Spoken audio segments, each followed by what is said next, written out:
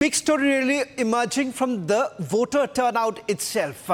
And why exactly is that really important? Ladies and gentlemen, we're talking about the hotbed of terrorism in South Kashmir itself. We have seen the way the numbers have really gone up, particularly in Shopia, Kulgam and a few other places too. And also, not to forget, what's really happening in North Kashmir. So that's one big takeaway as far as the elections in Jammu and Kashmir are concerned. So a quick recap of how the three phases were like and what does this essentially mean? Does this mean advantage the National Conference and the Congress or the PDP? But things are really changing on the ground, particularly with the PDP essentially losing grounds after the entry of the Jamaat. So phase one, ladies and gentlemen, was about 61%, down to about 57% in phase two, because remember the constituencies that we're talking about in phase two are the very constituencies where it hasn't seen much of a change in the past too. Phase three, of course, it goes up to about 65%, particularly in Srinagar. We have seen the numbers had gone up also during the Lok Sabha elections. But this time, things are changing, particularly for the traditional parties, the National Conference, the PDP, as well as the Congress party. Why exactly is that really changing? We'll tell you the X factor as far as this election goes, particularly with engineer Rashid playing a different role altogether. A shocker that he went in for Omar Abdullah in the Lok Sabha elections. And this election too, remember, the independents could play a pivotal role. So let's take you through what was the difference as far as the Lok Sabha elections and the Assembly elections are concerned. This year itself, the Lok Sabha elections, the voter turnout in Jammu and Kashmir was about 58%.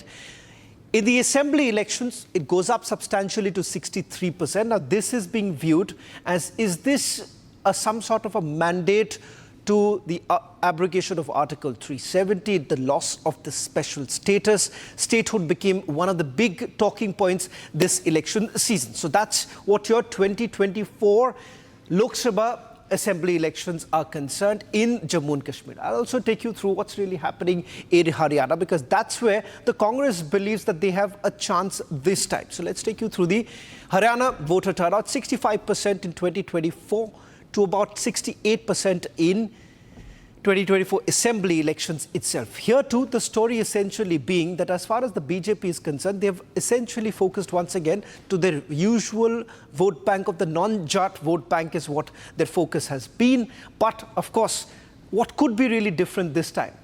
In the Assembly election, the BJP is hoping those who did not turn up for voting in the Lok Sabha elections, perhaps because of the fatigue and already this entire narrative that was built by the BJP, which perhaps has boomeranged the fact that 400 Par did not really work in their advantage.